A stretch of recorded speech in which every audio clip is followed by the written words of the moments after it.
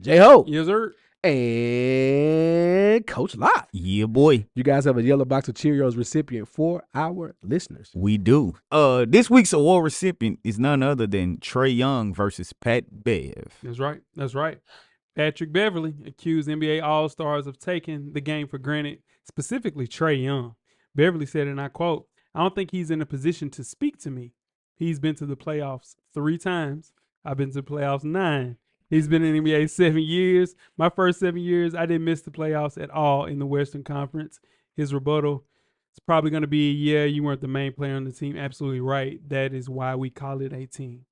Now, Atlanta Hawks star Trae Young didn't appreciate the messenger. And he said, basically, in a nutshell, he questions Beverly's inability to win a championship despite being surrounded by Hall of Fame caliber talents like LeBron James, Giannis Antetokounmpo, Kawhi Leonard, Paul George, and more. And on top of that, every time that they played against Pat Bev, it was barbecue chicken. Cooking show. At the end of the day, Trae Young just wanted to clarify his message in response to Beverly. He wanted to defend his fellow All-Stars against the nation, that they don't take all of this for granted. Young felt like Beverly hasn't been at a level to speak to All-Stars that way. I get what Pat Bev was trying to say. Like, he's not respected in certain situations because he was a right-in All-Star a couple of times, and his teammates have said things about him. But Pat Bev, there's levels, right? There's levels of Hall of Famers. There's levels of NBA players, and you can't do that. And again, at his level, Pat Bev is great at his level. Okay. And he's great at what he does. And he's great at what he does, but he can't speak to Trae Young. No. The thing about it, he probably shouldn't speak to Trae Young. We're going to be honest. But the reason why he does is because Pat Bev looks at it like, and it's going to sound like hate. So I'm going to preface that right now. It's going to sound like hate.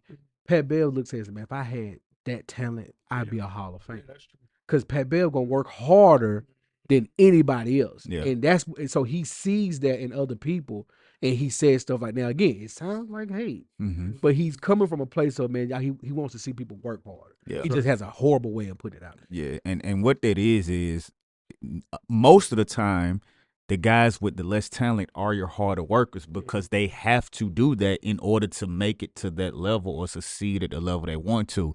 Your guys with a lot of talent, sometimes they don't tend to work as hard because they don't have to. And when that talent meets that work ethic of a Pat Bev, that's when you see a LeBron James type of career. Correct.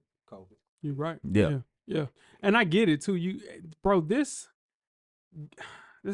regime of like players, this class of players, they have been given a lot more per se than the Pat Bevs in the world, things of that nature. And it's just one of those things where, yeah, everybody, I'm sure that Dominique Wilkins came out and was like, oh, these guys don't respect, these older players, speaking of himself.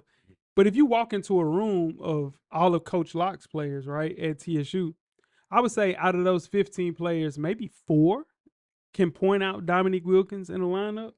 So in turn, it's just we grew up in the wrong time, and I get it because Dominique Wilkins is mad because he knows he's looking at fucking some of those guys, and they're like, "You got 80 million. I didn't make 80 million my entire career." You know what I'm saying? So it's a little bit of hate deemed in a lot of things.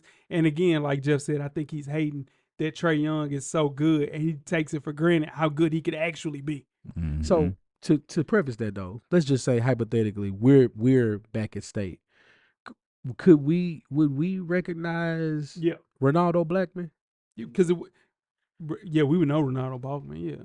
Rolando Blackman. Rolando Blackman? Yeah, we would know Rolando Blackman. If we would know Kendall Gill. These kids don't even hoop, but they don't even watch hoops no more. And that's the thing. They watch highlights. We grew up where we respected the past. So we did our research. We knew our history of stuff. This generation, they don't care about that. They don't care. They just worried about right now. They worried about the instant stuff, whatever's right in front of them. They have no care about their history, about anything. So I think that's the difference of our generation and theirs. We knew our history. Our generation, coach, trading cards, having those cards, bro. Yeah.